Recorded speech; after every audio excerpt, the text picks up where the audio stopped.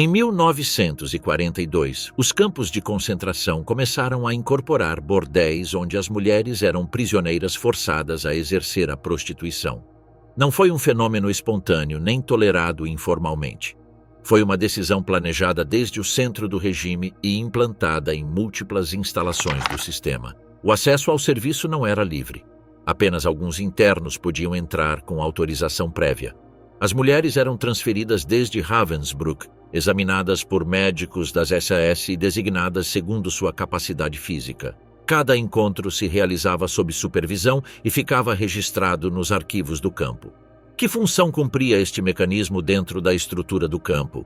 Por que se incorporou a sexualidade como parte do sistema disciplinário? E o que revela sua existência sobre o nível de exploração alcançado pelo Terceiro Reich? Arquitetos do prazer forçado, planejamento, SS e controle sexual. Em 1942, o sistema concentracionário do Terceiro Reich foi submetido a uma revisão interna orientada a otimizar seu rendimento operativo. A deterioração progressiva da produtividade em campos-chave como Sachsenhausen, Buchenwald e Mauthausen motivou o Escritório Central Econômico e Administrativo das SS-WVHH a introduzir novas formas de controle social e disciplinário. O Reichsführer SS Heinrich Himmler, junto a Oswald Pohl, chefe do WVHH, impulsionou uma medida que combinava objetivos econômicos, sanitários e hierárquicos. A criação de bordéis controlados dentro do perímetro dos campos, definidos administrativamente como estruturas especiais ou Sonderbauten. Esta diretriz foi o resultado de discussões técnicas sustentadas entre as seções D e F do BOVHH, com participação adicional do Escritório de Saúde das SS e do Departamento de Raça e Assentamento. Seu planejamento não obedeceu a reclamos isolados nem emergências logísticas, mas sim a uma intenção estruturada de reorganizar a vida interna dos campos através de mecanismos de gratificação seletiva. A justificação formal da medida estava respaldada por relatórios periódicos elaborados pelos oficiais de administração dos campos. Estes documentos sinalizavam um descenso constante nos índices de rendimento laboral, acompanhados por incidentes de indisciplina e a proliferação de relações homossexuais entre prisioneiros. A homossexualidade não era considerada um desvio moral desde a perspectiva da burocracia concentracionária, mas sim um fator que comprometia o sistema hierárquico, gerava vínculos paralelos de lealdade entre internos e desestabilizava a supervisão. Nas análises do WVHH, a administração sexual devia alinhar-se com os mesmos critérios técnicos que regulavam o uso de força de trabalho, alimentação e espaço. A sexualidade foi, em consequência, formalmente incorporada ao sistema de recursos do campo. O modelo desenhado pelo WVHA foi concebido para ser aplicável de forma uniforme em todos os campos considerados aptos para sua implementação. O desenho físico dos Sonderbauten consistia em barracões segmentados com divisões internas rudimentares, portas com controle externo, ausência de fechaduras interiores, iluminação artificial escassa e pontos de vigilância passiva desde corredores laterais. Estas características não eram improvisadas nem dependiam do critério local do comandante, mas sim provinham de plantas estandardizadas remetidas desde Berlim. Se previa que cada compartimento pudesse ser utilizado de forma sucessiva por distintos usuários em lapsos estritamente regulados, otimizando o tempo disponível e permitindo controle direto sobre a duração do encontro.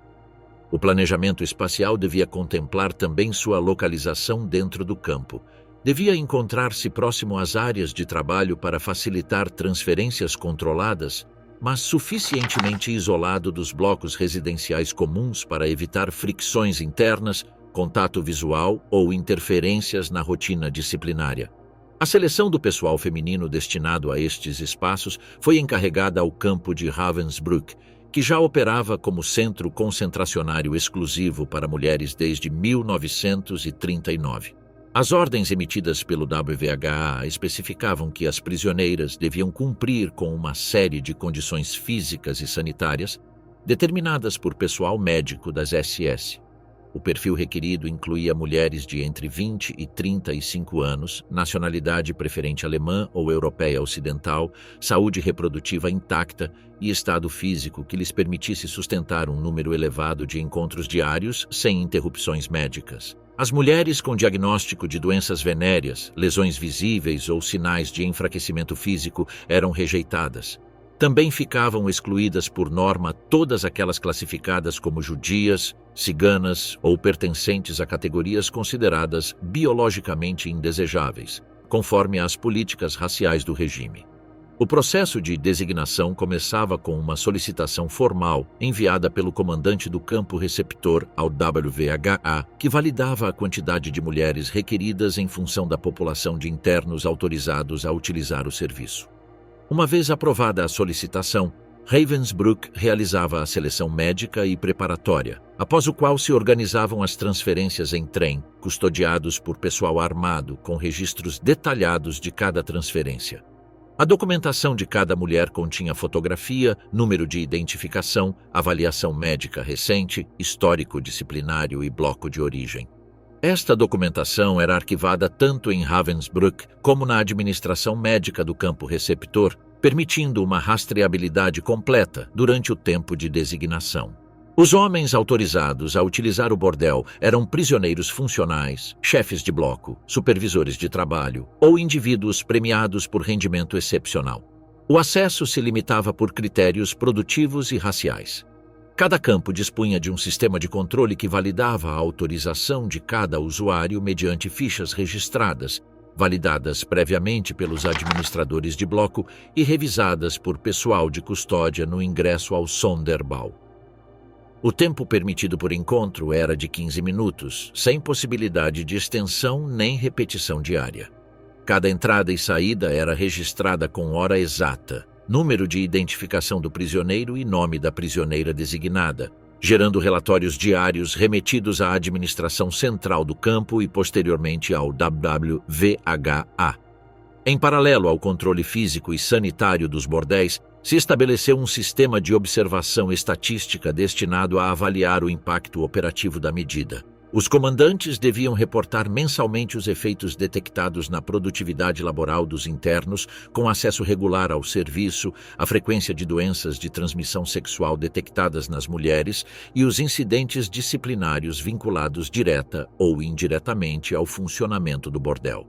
Estes relatórios eram comparados pelo escritório D da VHA para determinar variações no rendimento entre campos com e sem Sonderbau, com o objetivo de ajustar protocolos e avaliar a viabilidade de sua expansão. A nível administrativo, o sistema de bordéis foi concebido como parte da mesma estrutura técnica que regulava o trabalho forçado, o castigo, a alimentação e a gestão médica. Não existia em seu funcionamento nenhum componente que se desmarcasse da lógica burocrática que regia o aparato concentracionário. O corpo humano era tratado como unidade produtiva fragmentada.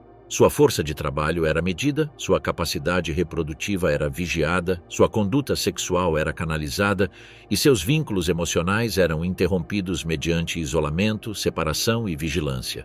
Os espaços destinados ao bordel estavam construídos com materiais idênticos aos barracões, a roupa de cama era numerada e rotada segundo o calendário de uso, e o mobiliário era o mínimo indispensável para permitir um uso rápido, mecânico e repetitivo. O programa foi monitorado em cada uma de suas fases por diferentes departamentos das SAS. O escritório de saúde supervisionava o estado de saúde das mulheres designadas, com revisões semanais para detectar infecções. O departamento de raça e assentamento revisava os perfis raciais e médicos das selecionadas e confirmava sua compatibilidade com as políticas eugênicas em curso. O WVHA coordenava os recursos designados a cada instalação, processava os relatórios mensais de rendimento e propunha ajustes nas cotas de designação e rotação. Esta estrutura vertical garantia que cada Sonderbau funcionasse com precisão operativa, sem margem para a improvisação nem autonomia local. A documentação existente demonstra que o sistema foi executado com o mesmo nível de escrutínio que outras operações centrais do Reich. Formulários impressos, Listas de transporte, partes médicos e folhas de avaliação de produtividade foram arquivados em duplicado nos escritórios dos campos e nos arquivos centrais do BABVHA. Esta rastreabilidade operativa permitiu manter controle sobre a circulação, utilização e rendimento das prisioneiras envolvidas, assim como registrar de forma detalhada o impacto disciplinário e econômico do projeto. Não existe nos documentos conhecidos nenhuma indicação de que o programa tenha sido improvisado ou fruto de decisões autônomas nos campos. Tudo indica que foi concebido desde o início como componente estável do sistema concentracionário, ao mesmo nível que as pedreiras, as oficinas ou os blocos de castigo. A criação de bordéis nos campos não representou uma exceção administrativa, mas sim uma expansão racional dos princípios que governavam o conjunto do aparato repressivo nazista. Sua função foi estrutural: reduzir a tensão interna, incrementar a eficiência, castigar o desvio e recompensar a obediência. A sexualidade ficou reduzida a uma variável gerenciável, alinhada com os objetivos de controle e exploração que definiram a arquitetura do sistema. O experimento mestre, Mauthausen e o nascimento do Sonderbau. A meados de 1942, o campo de Mauthausen, na Alta Áustria, foi designado como ponto inicial para a implementação do primeiro bordel do sistema concentracionário nazista. Esta seleção não foi aleatória nem resultado de urgências locais, mas sim uma decisão baseada em lógicas institucionais. Mauthausen, operativo desde 1938 e caracterizado por condições de extrema severidade, servia como espaço de experimentação administrativa devido à sua elevada carga laboral, sua composição interna controlada e sua proximidade logística a Linz, onde operavam unidades-chave do BABVHA. A dureza de seu regime, centrado no trabalho forçado em pedreiras de granito, o convertia em cenário ótimo para avaliar novas medidas disciplinárias sob condições extremas de exploração. A construção do Sonderbau foi executada pelo Departamento Técnico do Campo conforme as plantas estandardizadas enviadas por Berlim. Se designou um barracão localizado junto às zonas de trabalho, mas isolado dos blocos de alojamento, cumprindo assim os requisitos de acessibilidade controlada e segregação funcional. O desenho interior refletia uma estrutura pensada para a eficiência rotativa. Compartimentos individuais de superfície mínima, iluminação tênue, ventilação artificial e entradas com mecanismos de abertura exterior. As divisões internas careciam de isolamento físico ou acústico, mas ofereciam separação visual parcial. Ao longo do corredor central se habilitaram aberturas para vigilância externa, permitindo aos guardas controlar os tempos de uso e detectar qualquer descumprimento. Cada unidade estava concebida para rotações programadas com tempos predefinidos. O padrão operativo estabelecia uma duração de 15 minutos por encontro, permitindo uma média de 30 a 40 usuários diários por prisioneira. Esta mecânica seguia os mesmos princípios de eficiência aplicados às linhas de trabalho industrial. A supervisão recaía em pessoal masculino do campo, instruído para manter registros escritos, observar possíveis desvios e garantir o cumprimento estrito dos turnos.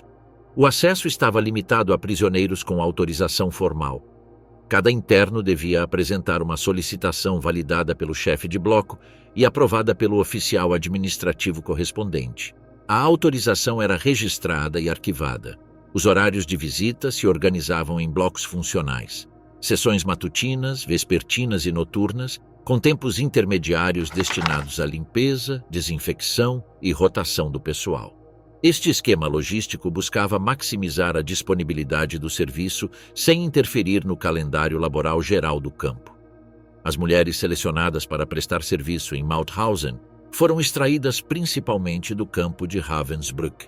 Sua seleção obedeceu a critérios estabelecidos pelo Escritório de Raça e Assentamento e validados pelo Departamento Médico das SS. As prisioneiras eram submetidas a exames clínicos, revisões ginecológicas e provas de resistência física. Os perfis priorizados eram mulheres entre 20 e 35 anos, com antecedentes disciplinários baixos, origem étnica aceita e capacidade corporal adequada para suportar rotações intensivas. As exclusões se aplicavam sistematicamente a mulheres judias, ciganas ou consideradas racialmente inadequadas. Uma vez aprovadas, As selecionadas eram submetidas a um procedimento preparatório que incluía banhos com soluções químicas, exposição à luz artificial, alimentação calórica reforçada e aplicação de produtos cosméticos padrão. Todo este tratamento era registrado e justificado como protocolo higiênico preventivo. Uma vez em Mauthausen, as mulheres eram submetidas a uma inspeção médica final e classificadas segundo sua capacidade operativa. Aquelas que não cumpriam as expectativas eram devolvidas a Ravensbrück ou redesignadas a sessões de trabalho forçado. As designadas ao Sonderbau eram registradas com código interno e monitoradas semanalmente por pessoal sanitário. A carga operativa se calculava em função da densidade do campo e a demanda projetada. Entre 6 e 10 usuários diários por mulher em jornadas divididas em faixas horárias. A supervisão incluía também o controle de tempo de serviço, rotação do pessoal e segmento médico básico. A autorização de uso estava limitada a um conjunto de entre 300 e 500 prisioneiros semanais, cuja seleção era revisada periodicamente pelos chefes de bloco. O serviço era formalmente regulado por um sistema de fichas e documentos internos, e o acesso era monitorado em pontos fixos de controle. A vigilância estava a cargo de uma unidade SS designada exclusivamente para essa função, que incluía oficiais, sanitários e auxiliares administrativos. Se mantinham folhas de registro com os horários exatos de ingresso e saída, identificação de usuário e observações disciplinárias, se as houvesse. As prisioneiras eram submetidas a revisões médicas semanais com ênfase na detecção de infecções venéreas. Aquelas que apresentavam sintomas eram isoladas do serviço, tratadas de forma básica e posteriormente devolvidas ao campo de origem ou redesignadas segundo disponibilidade. A rotação do pessoal feminino se efetuava a cada 4 a 6 semanas. Esta prática buscava manter o rendimento operativo, evitar deterioração física irreversível e facilitar a implementação de avaliações comparativas. Os primeiros relatórios elaborados pela administração de Mauthausen e enviados ao BUVVAA indicavam uma melhora no rendimento laboral dos usuários frequentes do Sonderbau. As estatísticas mostravam redução em conflitos internos, menos reportes de agressões e uma diminuição documentada em relações homossexuais, categorizadas como desvio funcional pelos oficiais do campo. Estes dados foram interpretados pelo WWVHA como sucesso inicial do programa piloto, o que derivou em solicitações de replicação imediata em outros campos. O caso Mauthausen foi considerado pela cúpula administrativa como prova operativa conclusiva. A documentação gerada durante os primeiros 3 meses de funcionamento foi utilizada como referência em circulares internas para planejar a instalação de Sonderbauten em Buchenwald, Flossenbürg e Sachsenhausen. Se replicaram plantas, listas de materiais, formatos de registro e protocolos médicos. A experiência inicial serviu também para ajustar a duração dos turnos, a frequência de rotações e os limites de carga para cada mulher. Mauthausen foi, em consequência, o ponto de partida de uma política sistemática. Não foi uma exceção operativa nem uma medida local, mas sim o ensaio de um modelo institucional replicável. O Sonderbau, instalado em suas instalações, funcionou como laboratório funcional, cujas variáveis eram analisadas, documentadas e comparadas com objetivos definidos desde o centro administrativo das SS. A sexualidade, gerenciada como variável disciplinária, foi tratada com a mesma lógica de eficiência que o trabalho, o castigo e a alimentação. A experiência de Mauthausen não só validou o modelo, mas sim o legitimou como parte estável do aparato concentracionário nazista. Expansão do modelo 10 campos com bordéis. Após a avaliação favorável dos resultados obtidos em Mauthausen, a direção do WKHA iniciou uma fase de replicação institucional do modelo de bordel, desta vez à escala interregional. A partir de 1943, com a aprovação expressa de Himmler e sob supervisão direta de Oswald Pohl, se ordenou a instalação sistemática de Sonderbauten nos principais campos de concentração do Reich. A diretiva se baseou em critérios de uniformidade estrutural, estandardização operativa e viabilidade logística, considerando variáveis como densidade populacional, rendimento produtivo, perfil disciplinário e proximidade a nódulos industriais. O desdobramento se iniciou com Buchenwald, que inaugurou sua instalação em junho de 1943. As unidades foram adaptadas à estrutura edilícia pré-existente, com localização próxima às oficinas de ensamblagem e rotas de acesso vigiadas. Em Sachsenhausen, o Sonderbau foi estabelecido junto ao edifício da SS Stab, o que permitia uma supervisão direta desde o centro administrativo do campo. Em Flossenburg, se integrou às zonas limítrofes da pedreira de granito, maximizando o controle sobre os operários designados a tarefas de alto desgaste físico. Dachau incorporou o modelo em maio de 1944 mediante a remodelação de um bloco já existente, enquanto que em Auschwitz se estabeleceram duas instalações, uma no Bloco 24, a de Auschwitz-Prebenmeiro, e outra em Monowitz, junto às plantas industriais de IG Farben.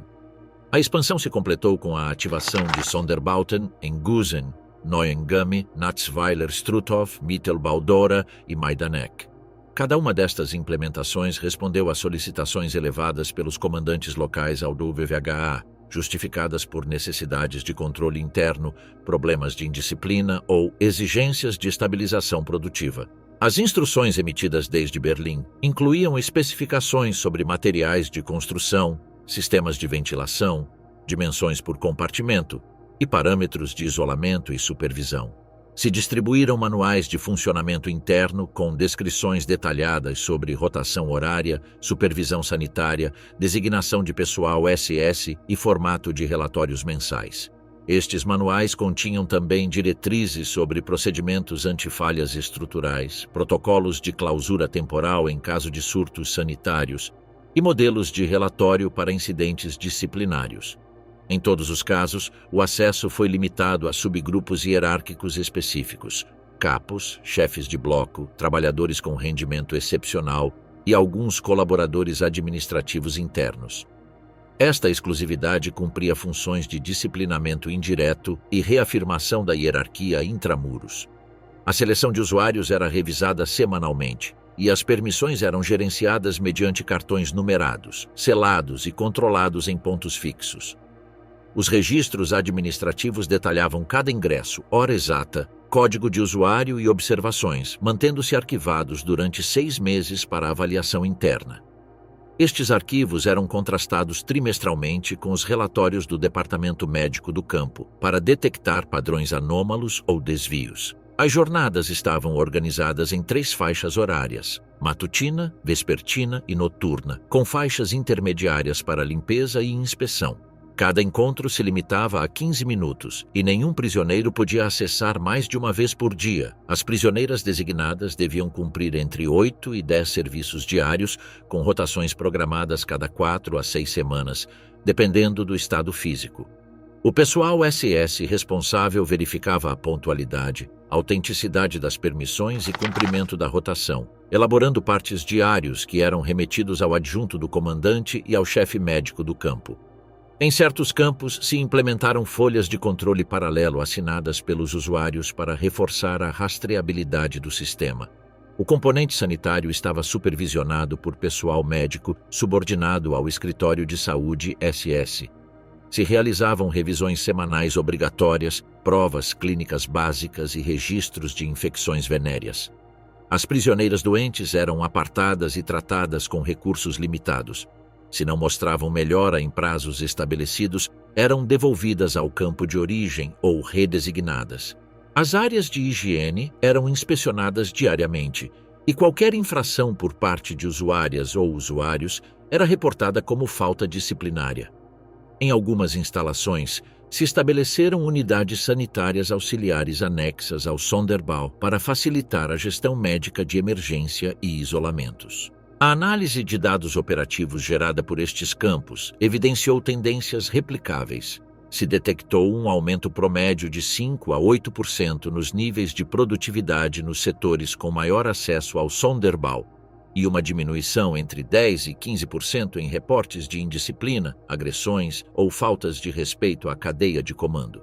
Estes resultados eram registrados mensalmente pelo Departamento de Estatística do WWH, o que consolidou a percepção do Sonderbau como instrumento eficaz de gestão interna. Em alguns casos, os comandantes de campo solicitaram aumentos de capacidade ou ampliações de faixas horárias, petições que eram avaliadas com base nas cifras contidas nos relatórios trimestrais. Não obstante, os relatórios também indicavam falhas técnicas. Em vários campos, se documentaram casos de esgotamento prematuro entre as mulheres, infecções frequentes, rechaço passivo dos usuários ou deterioração estrutural dos barracões. Como resposta, o WSVH emitiu novas pautas para reduzir a carga por prisioneira, intensificar os controles médicos, melhorar a ventilação das unidades e reforçar a disciplina do pessoal SS encarregado da vigilância. Em alguns casos, se recortaram horários de funcionamento ou se fecharam temporariamente as instalações para realizar ajustes. Também se introduziram registros de durabilidade estrutural, com inspeções bimensais dos barracões para prevenir falhas de infraestrutura que interrompessem a operatividade. Além de sua função disciplinária, o Sonderbau começou a ser considerado também como um espaço de observação indireta. Os oficiais responsáveis recopilavam informação sobre comportamentos atípicos, reações emocionais dos prisioneiros ou petições não regulamentárias.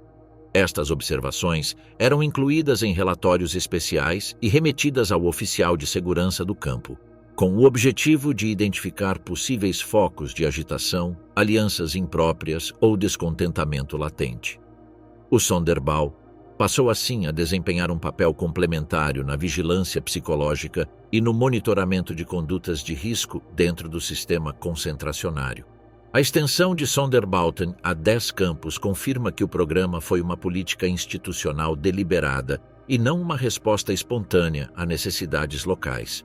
Os manuais, listados, relatórios estatísticos, informes médicos e comunicações entre comandâncias locais e escritórios centrais demonstram a existência de um dispositivo normalizado, com objetivos definidos, indicadores de rendimento e protocolos de intervenção. O bordel, integrado ao aparato concentracionário, foi explorado com a mesma racionalidade administrativa que o trabalho escravo, a seleção médica ou a gestão de castigos. Seu desenvolvimento em série foi uma extensão planejada dos princípios estruturais do sistema, orientados ao domínio total da conduta, o corpo e a produtividade sob vigilância permanente. Mulheres marcadas, Ravensbrück e a logística da exploração. O campo de Ravensbrück, inaugurado em 1939 como complexo exclusivo para mulheres, operou como centro logístico de seleção, preparação e distribuição de prisioneiras destinadas aos bordéis em campos de concentração. Esta função foi designada oficialmente pelo WVHA e regulada mediante diretrizes internas que estabeleciam parâmetros médicos, administrativos e operativos estandardizados. O procedimento não deixava margem a iniciativas locais nem a variabilidade contextual. Era uma estrutura planejada desde Berlim, executada em série e avaliada mediante registros cruzados. O componente central desta operativa era a instrumentalização do corpo feminino sob lógica de uso funcional com critérios exclusivamente produtivos. A seleção se iniciava mediante solicitação formal do campo receptor, remetida ao WVHA com especificação de quantidade de mulheres, campo de destino e justificação baseada em volume de usuários autorizados. Uma vez aprovada a solicitação, Ravensbrück ativava o processo de triagem. Este consistia em uma avaliação médica completa, com revisão do estado físico geral, controle de peso, inspeção ginecológica, provas para doenças contagiosas e checagem de mobilidade funcional. Tudo se realizava sob supervisão de pessoal médico das SS, com resultados arquivados e validados por assinatura. As prisioneiras com sinais de tuberculose, lesões infectadas, debilidade muscular evidente ou desnutrição aguda ficavam descartadas automaticamente. O enfoque não era terapêutico, mas sim operativo. Se buscavam corpos capazes de suportar jornadas rotativas sem interrupções. Não se implementavam tratamentos de melhora para tentar recuperar as prisioneiras descartadas.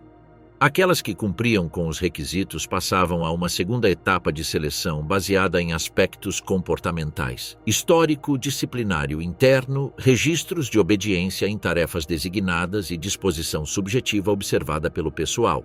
Ainda que não existisse protocolo psicológico formal, os relatórios incluíam anotações sobre docilidade percebida, nível de cooperação, ausência de conflitos com outras internas e grau de adaptabilidade.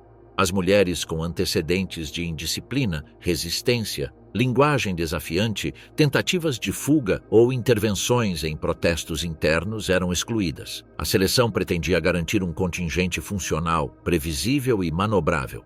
As prisioneiras finalmente aprovadas eram registradas como Sonderverwendung, uso especial, e se lhes designava um expediente novo com ficha técnica, fotografia frontal, bloco de origem, data de seleção e destino designado. Este expediente era duplicado. Uma cópia ficava em Ravensbrück, outra era enviada ao departamento administrativo do campo receptor. Prévio ao traslado, as selecionadas ingressavam em um protocolo de acondicionamento de entre 7 e 14 dias. Durante esse período, se lhes administrava uma dieta enriquecida em calorias, composta por pão branco, sopa concentrada, papa de aveia e porções controladas de gordura animal. O objetivo não era melhorar sua saúde geral, mas sim modificar sua aparência externa. Se aplicavam também banhos químicos com soluções antiparasitárias, cortes de cabelo sanitários e tratamentos de pele com ungüentos básicos. Algumas prisioneiras eram expostas à luz artificial ou radiação ultravioleta de baixa intensidade para alterar a coloração epidérmica.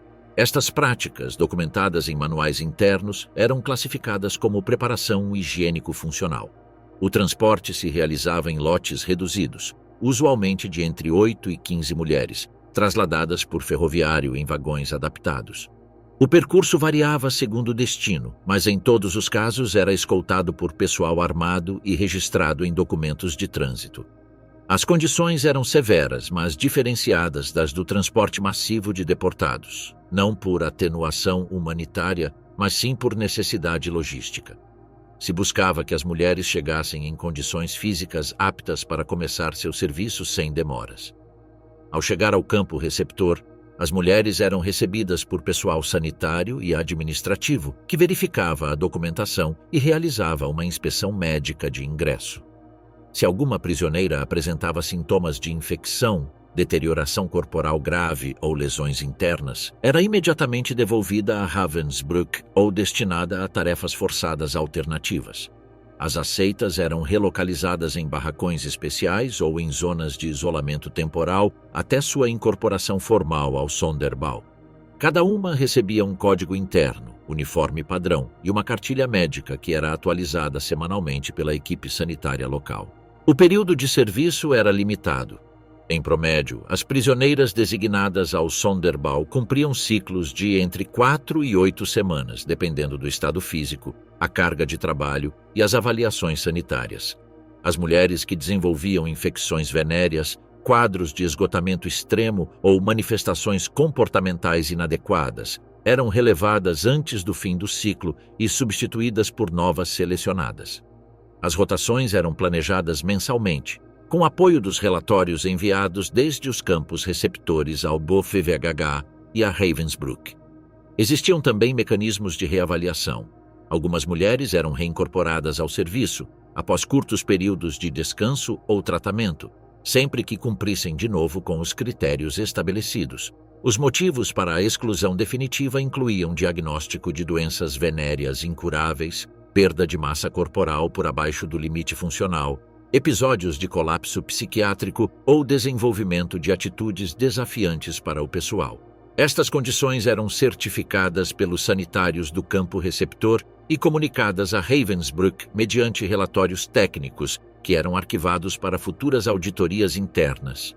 Todo o processo estava estritamente documentado. Se mantinham listas de saída, atas de traslado, formulários de recepção, fichas sanitárias, registros de uso operativo e relatórios mensais de avaliação. Esta informação era consolidada trimestralmente pelo WVHA para cruzar dados entre campos, verificar a eficiência do programa e ajustar critérios de seleção ou parâmetros de carga. A rastreabilidade completa do corpo de cada prisioneira era uma exigência funcional, não uma formalidade. Se gestionava como um recurso físico em trânsito, avaliado, explorado e substituído conforme a necessidades de rendimento. Este sistema de seleção, traslado, uso, avaliação e retirada não continha espaços para iniciativa individual nem modificação subjetiva. Cada fase do processo estava definida pelo aparato administrativo central, com campos locais atuando como unidades executoras. As mulheres não tinham possibilidade de negar-se, interceder ou solicitar exceções. Sua função estava determinada exclusivamente por critérios operativos impostos desde a cúpula do sistema concentracionário. A designação ao Sonderbau não era percebida como melhora nem como castigo, mas sim como designação funcional sob lógica de exploração biológica total. A existência de um fluxo regular de mulheres entre Ravensbrück e os campos receptores, coordenado por meio de solicitações, inspeções, expedientes duplicados e mecanismos de avaliação comparativa, demonstra que o uso de mulheres em bordéis de campos não foi marginal nem discricionário. Foi uma operativa centralizada, documentada, sustentada por ao menos 2 anos consecutivos e vinculada à lógica geral de administração de corpos no sistema nazista. Cada traslado, cada ciclo, cada baixa e cada reincorporação eram peças de uma maquinaria desenhada para converter ao corpo feminino em uma ferramenta mais de controle, vigilância e disciplina dentro da engrenagem concentracionária. Matrizes do Reich, reprodução controlada. No marco geral de controle sobre o corpo feminino exercido pelo regime, as mulheres consideradas arianas que mantinham relações com soldados ou membros das SS, já fosse dentro ou fora dos campos, podiam ser derivadas ao projeto Lebensborn se cumprissem com os critérios raciais exigidos. Os filhos nascidos destas vinculações eram avaliados e, em caso de reunir as condições fenotípicas requeridas, incorporados ao sistema como ativos biológicos do Reich. Estabelecido oficialmente no 12 de dezembro de 1935 sob patrocínio direto de Himmler, Lebensborn constituiu uma política sistemática para fomentar natalidade entre mulheres consideradas racialmente valiosas, segundo critérios biológicos nacional-socialistas. O nome Lebensborn, fonte de vida, refletia seu objetivo central: aumentar a população ariana pura mediante reprodução planejada de indivíduos que cumpriam critérios específicos do ideal racial: pele clara, olhos claros, ascendência germânica verificável e saúde física ótima. O programa respondia à preocupação pelo descenso de natalidade entre população considerada geneticamente superior.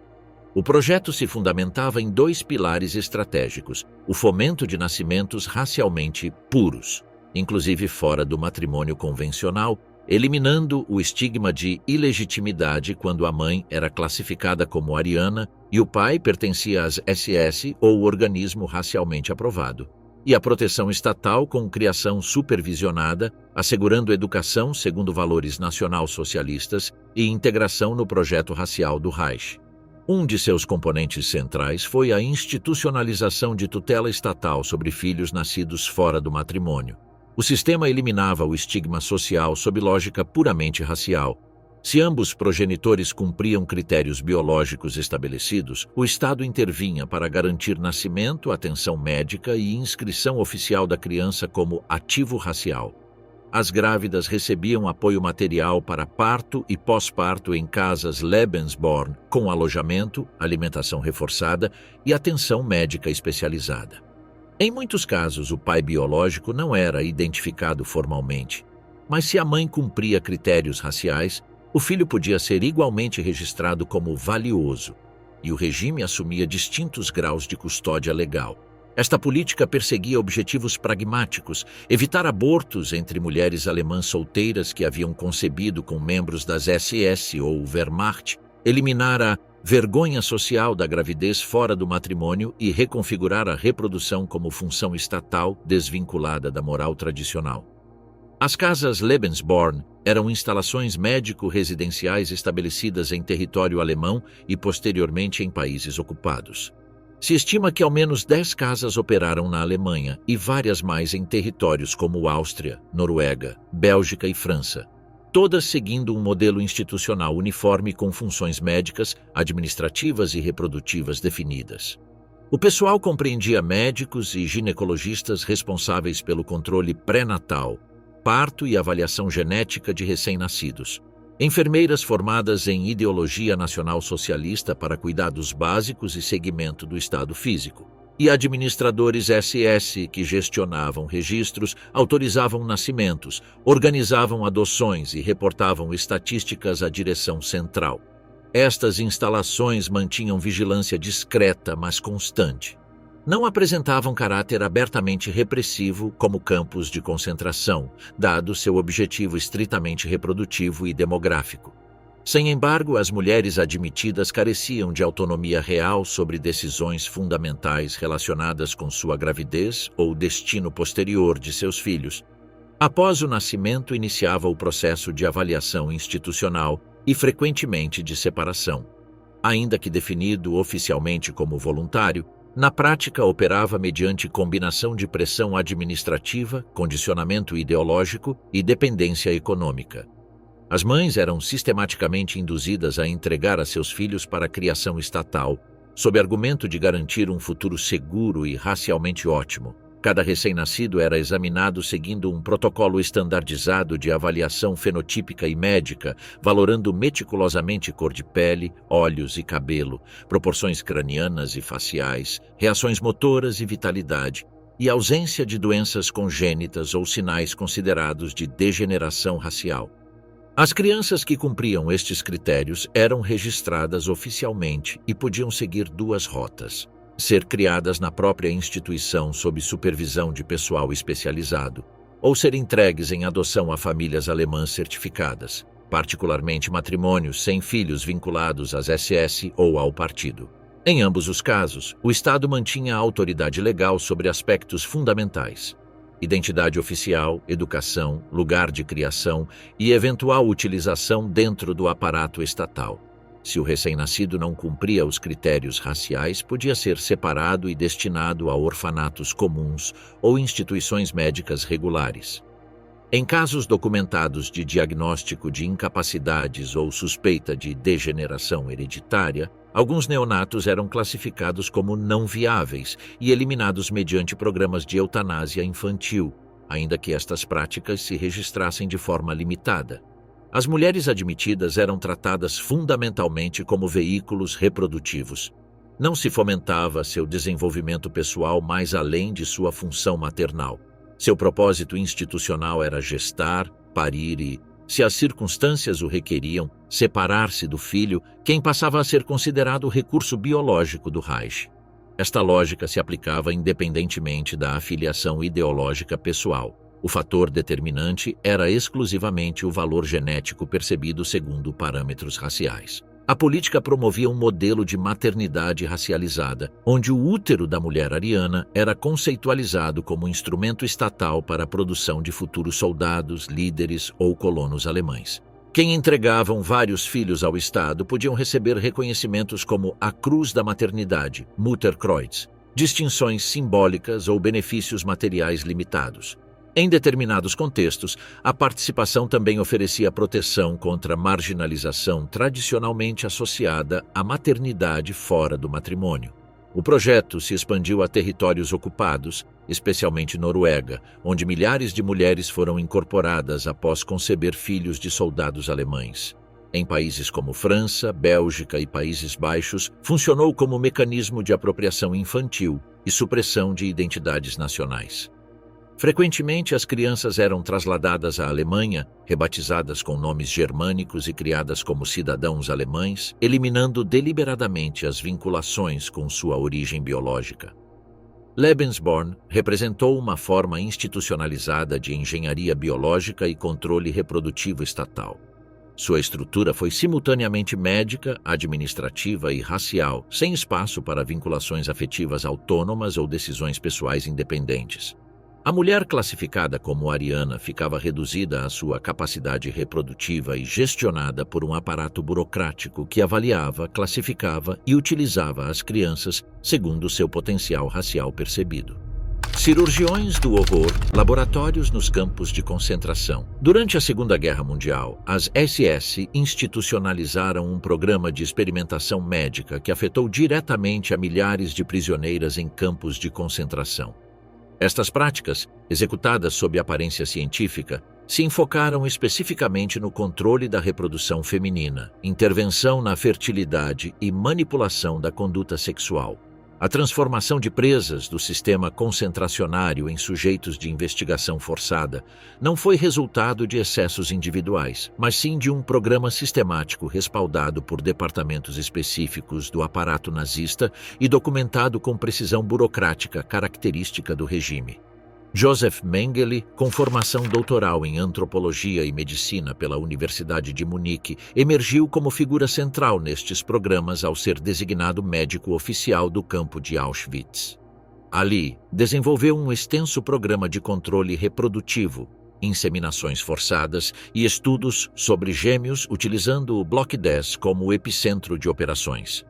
Este edifício, originalmente desenhado como enfermaria básica, foi transformado em laboratório experimental com recursos específicos designados pela administração central.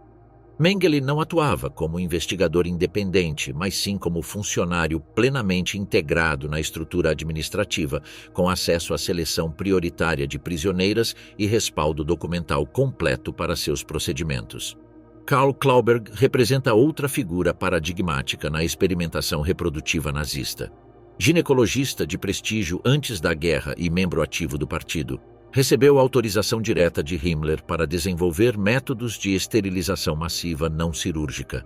Sua técnica característica consistia em injetar substâncias à base de formaldeído diretamente nas trompas de Falópio, sem anestesia nem condições assépticas adequadas. O procedimento provocava inflamação severa e cicatrização permanente, resultando em esterilidade irreversível. A brutalidade do método estava racionalmente calculada. Permitia processar maior número de mulheres diariamente que mediante cirurgia convencional, respondendo assim aos objetivos de eficiência administrativa do programa. A experimentação sexual e reprodutiva contava com respaldo de 3 instituições-chave que proporcionavam legitimação a diferentes níveis. A Ahnenerbe, Instituto Oficial de Investigação Arqueológica e Racial das SS, fundado em 1935, aportava marco teórico racial e justificação pseudocientífica, integrando resultados experimentais em seu corpus ideológico sobre hierarquias biológicas e pureza racial. O Ministério do Interior do Reich, encarregado de políticas demográficas oficiais, facilitava a cobertura administrativa e legal, definindo populações aptas e inaptas para a reprodução segundo critérios raciais explícitos.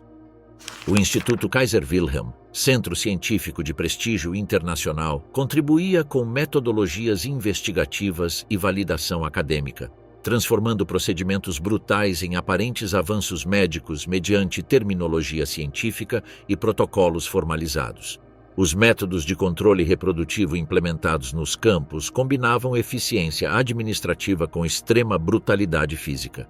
Além das injeções esterilizantes de Klauberg, se praticavam intervenções cirúrgicas experimentais sem anestesia.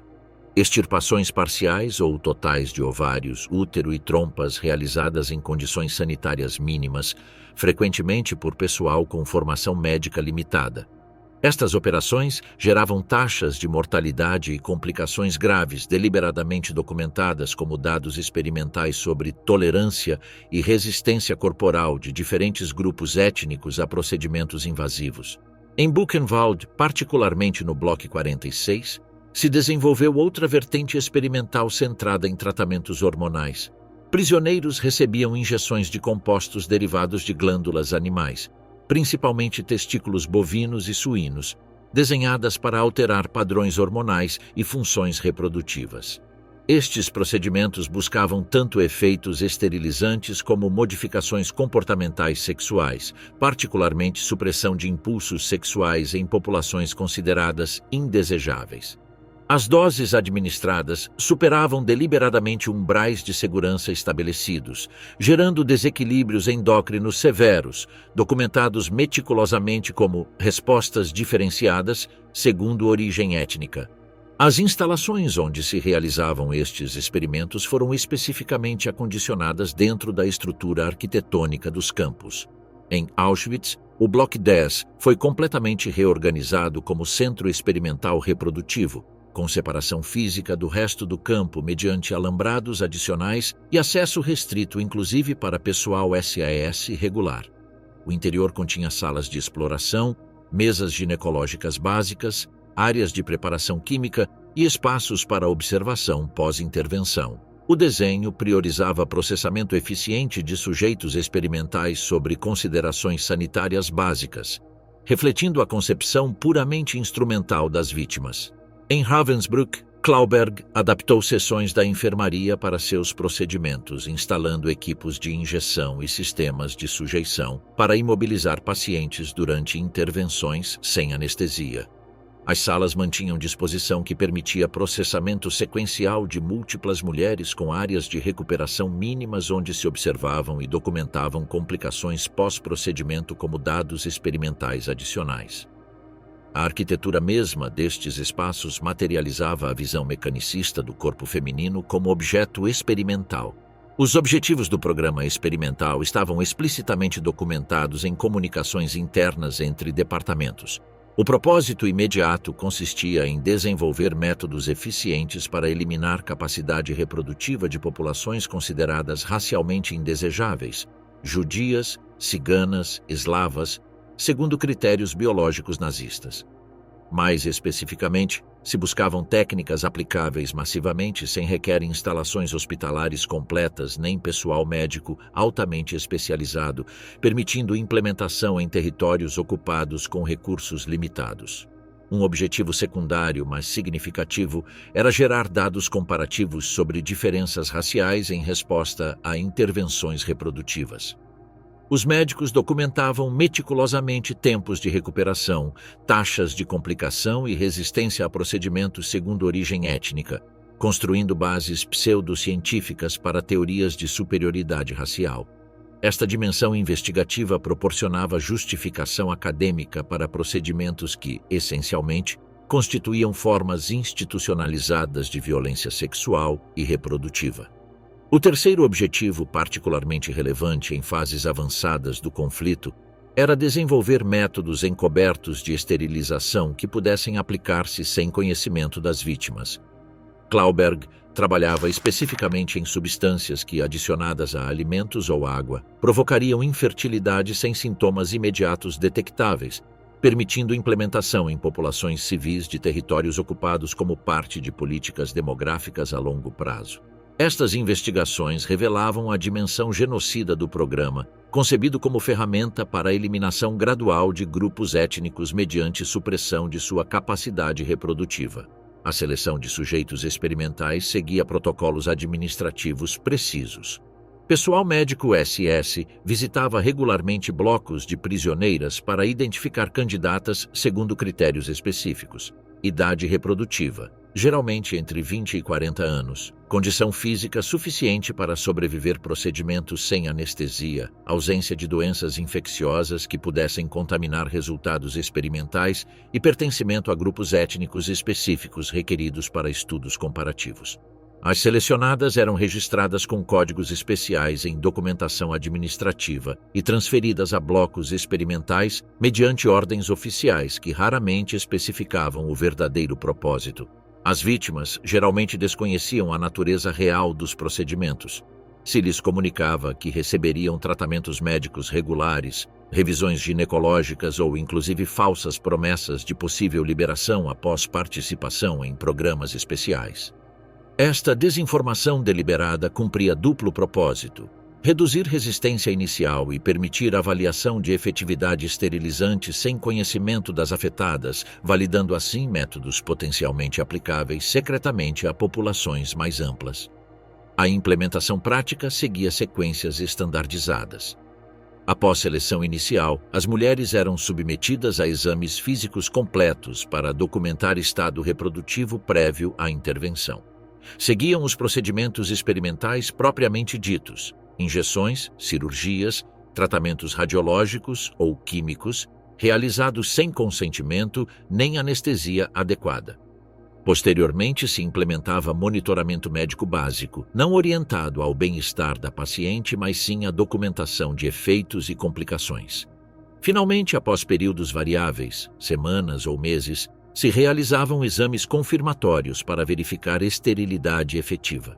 A documentação gerada era meticulosa e exaustiva. Cada caso produzia expediente individual com fotografias, medidas antropométricas, histórico médico prévio, descrição detalhada do procedimento aplicado, registro de complicações imediatas e avaliação final de efetividade.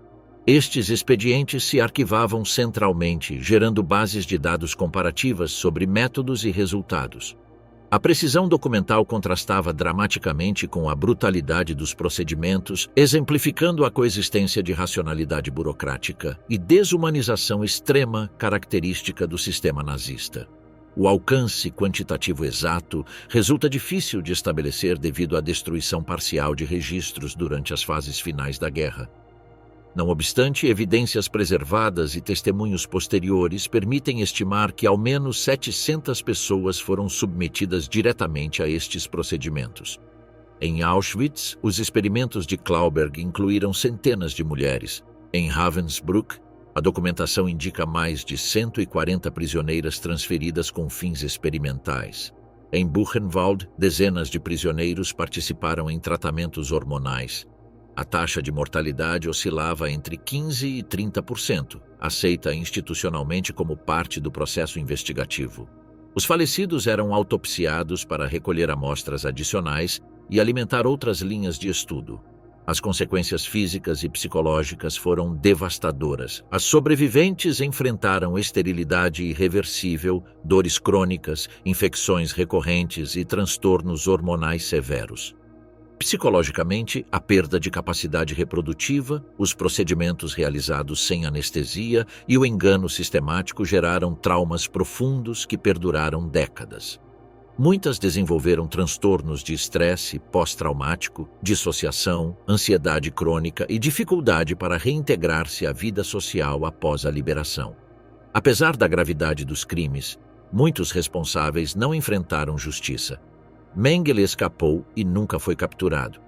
Klauberg foi aprisionado pelos soviéticos, mas morreu antes de enfrentar juízo na Alemanha Ocidental. Numerosos médicos implicados retomaram suas carreiras após a guerra. A magnitude da impunidade ressalta a necessidade de manter viva a memória histórica. Os experimentos reprodutivos do Terceiro Reich representam um dos aspectos mais obscuros do uso da ciência como instrumento de violência. Não foram erros individuais nem excessos marginais. Foram parte integral de uma maquinaria estatal decidida a transformar a reprodução humana em uma ferramenta de controle biopolítico. A documentação destes fatos não só honra as vítimas, mas sim constitui um lembrete crucial dos perigos de permitir que a ciência se subordine a ideologias genocidas.